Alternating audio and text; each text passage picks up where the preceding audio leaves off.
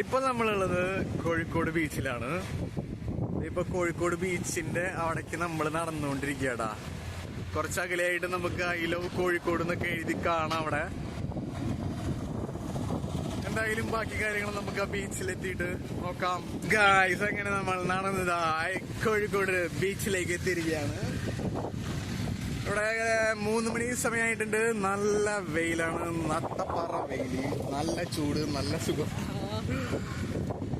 ഇതെങ്ങനെ നീണ്ടു നിവർന്ന് കിടക്കാണ് നമ്മുടെ ബീച്ച്.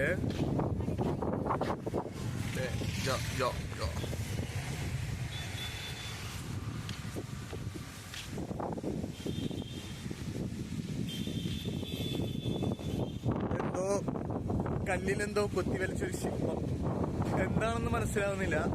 പൂപ്പ് കൈയാണോ അത്?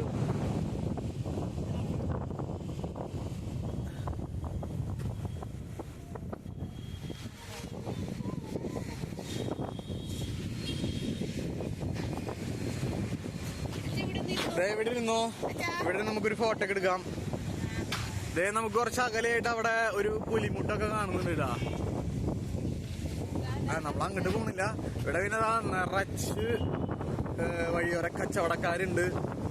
കുറെ ഉപ്പിലിട്ട വണ്ടികൾ കാണാണ്ട്, ഉപ്പിലിട്ട സാധനങ്ങൾ വിൽക്കുന്ന വണ്ടികൾ കാണാണ്ട്. അതുപോലെ അങ്ങനെ അങ്ങനെ കുറച്ച് അകലെയായിട്ട് മറ്റേ ബലൂണും കാര്യങ്ങളൊക്കെ വിൽക്കുന്ന അങ്ങനെ പല ടൈപ്പ് കച്ചവടങ്ങൾ ഇവിടെ നടക്കുന്നു.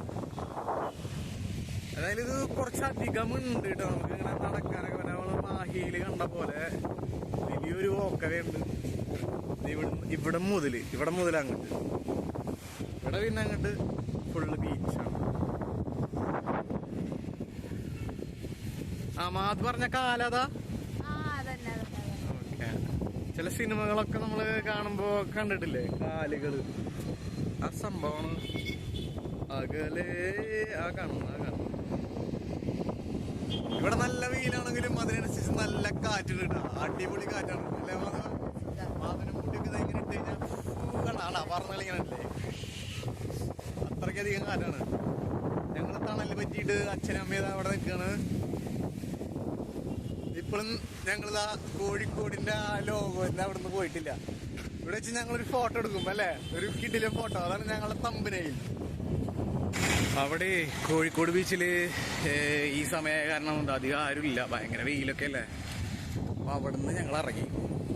അതൊക്കെയാണ് കോഴിക്കോട് ബീച്ച്. പ്രത്യേകിച്ചൊന്നുമില്ല, ഈ പറഞ്ഞ കാര്യങ്ങളൊക്കെ തന്നെയുള്ളൂ. അങ്ങനെ കാറ്റും കൊണ്ട് വന്നിരിക്കാൻ പറ്റിയൊരു സ്പോട്ട്. That's all. അടുത്ത വീഡിയോയിൽ കാണുന്നവരേക്കും വിടാം.